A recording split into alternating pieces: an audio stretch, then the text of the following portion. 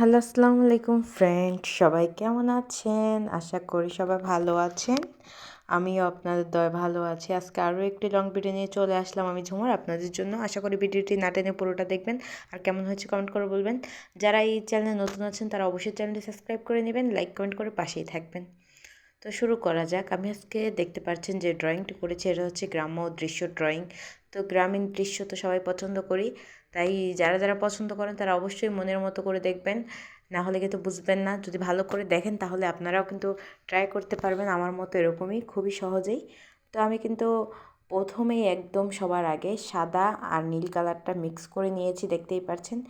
তো মিক্স করতে একটু ঝামেলা হয়েছিল, যেহেতু আমি ছোট তুলিগুলো নিয়েছিলাম, কিন্তু সমস্যা নেই, একটু সময় বেশি লাগলেও ভালো হয়েছিল।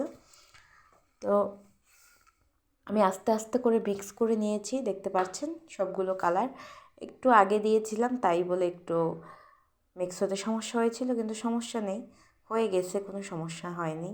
তারপরে লাল কালারটা দিয়ে দিয়েছি উপরে, একদম টিপগুলো ঘরের আর্ট করে নিয়েছি।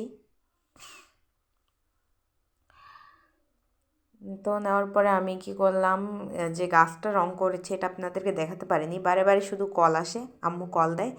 তো এটা যখন রং করেছি একটু বাঁকাভাবে হয়েছিল তাই কেটে দিয়েছি।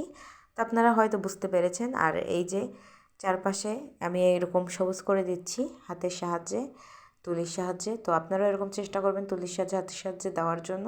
এই আর্ট পেপারটা আমি যখন একটু কাটার সময় একটু বাঁকা হয়ে যায়, তো আপনারা বুঝতেই পারছেন। বেশ কম করে কেটে ফেলেছি, তাড়াহুড়ো করেছিলাম তাই। বাচ্চাদের জন্য অনেক কাজ করতে সমস্যা, তাই এরকম হয়েছিল। তো আমি তারপরে কী করলাম, তুলির সাহায্যে একদম সবুজ করে, গাঢ় সবুজ করে দিয়ে দিয়েছি। কত কিছুই তো থাকে চারপাশে, এরকম করে দিয়ে দিলাম যাতে বোঝা যায় অনেক কিছুই গাছগাছালি। তো এটা দেওয়ার পরে আমি কি করব, এখন এই যে চারপাশে যে ফাঁকা ফাঁকা জায়গাগুলো, এগুলো আমি ক্লিয়ার করে ফেলবো, সবগুলোতে রং করে ফেললাম। তো ঘরের মাঝখানের কালারগুলোও করে ফেলেছি, দেখতেই পারছেন। আর রাস্তাঘাট এগুলোও করে ফেললাম ঘরের সাথে মিক্স করেই। যেহেতু ঠান্ডা লেগেছে তাই নাকটা খালি আটকে যাচ্ছিল, তারপরও ঠান্ডা আগের থেকে কমেছে, আমার আগে বেশি ছিল। আর আপনাদের সাথে তো ভিডিও শেয়ার করতেই হবে ঠান্ডা লাগলেও, তাই আমি শেয়ার করেই দিলাম।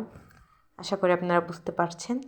আর আমি এই যে ঘরটাও রং করে ফেলেছি, রাস্তাঘাট সব কিছুই করার পরে এখন কি করলাম, কালো কালারটা দিয়ে দিলাম। আর আশা করি আপনারা মন দিয়ে দেখবেন আর কেমন হচ্ছে কমেন্ট করে বলবেন।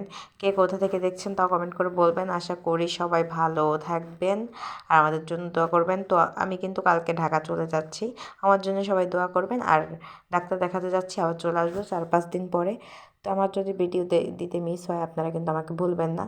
তো সবাই ভালো থাকবেন, আমার জন্য দোয়া করবেন। আর আমার যত ভিডিওগুলো আছে আপনারা আশা করি দেখবেন।